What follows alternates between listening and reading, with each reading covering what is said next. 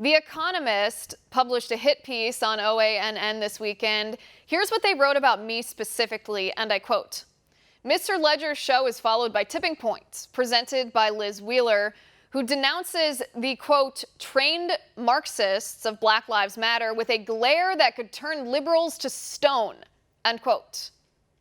Ladies and gentlemen, that is liberal media.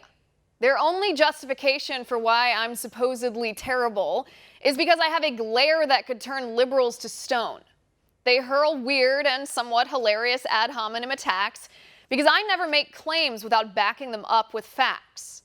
Since it's hard to argue with facts, it's easier for these intellectually lazy liberals to comment on my face. By the way, The Economist didn't claim it wasn't true that the Black Lives Matter founders admitted themselves that they are trained Marxists, because of course that's true.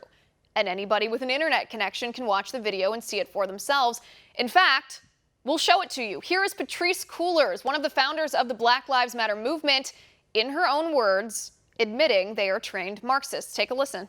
The first thing I think is that we actually do have an ideological frame. Myself and Alicia in particular are trained organizers. We are trained Marxists. Imagine being a writer for The Economist and being unbothered by a group of radicals who seek to overthrow the U.S. system of government and replace it with Marxist communism. That's what the Black Lives Matter movement wants, the group. That's what they want. And they admit it in their own words. They are anti-capitalism. This is Black Lives Matter founder Alicia Garza. Take a listen. We need to build a different kind of movement.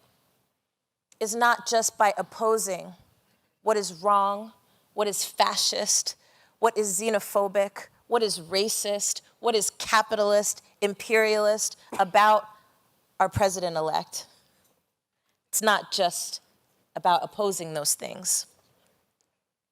And it's not just about him. But it is also very much about organizing and building power. And in case you were wondering how such a destructive, deadly ideology would stand up to scrutiny and be accepted among the American people, well, the Black Lives Matter movement is anti-free speech. They won't allow your dissent. This is Patrisse Cullors again. Take a listen. Hate speech, which is what we're seeing coming out of white nationalist groups, is not protected under the First Amendment rights. And if you dare to reject this Marxist ideology, the Black Lives Matter movement will use violence to forcibly impose their ideology on you and our nation. This is the president of the Greater New York Black Lives Matter chapter. Take a listen. If this country doesn't give us what we want, then we will burn down this system and replace it. All right. And I could be speaking figuratively. Okay. I could be speaking literally. It's a matter of interpretation.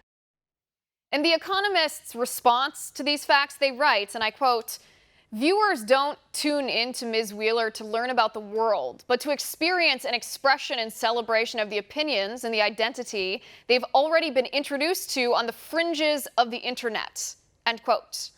Fringes of the internet. The videos I just showed you were from interviews on CNN, Fox, and at a large liberal economic summit. But the mainstream media has to do something to discredit the videos, right? What do you do if the Black Lives Matter movement is obviously a radical leftist Marxist organization who admits that in their own words? If you write for a leftist publication, you pretend it's not true and hope your readers are dumb enough to believe you. Here on my show, we respect our viewers enough to show you the truth.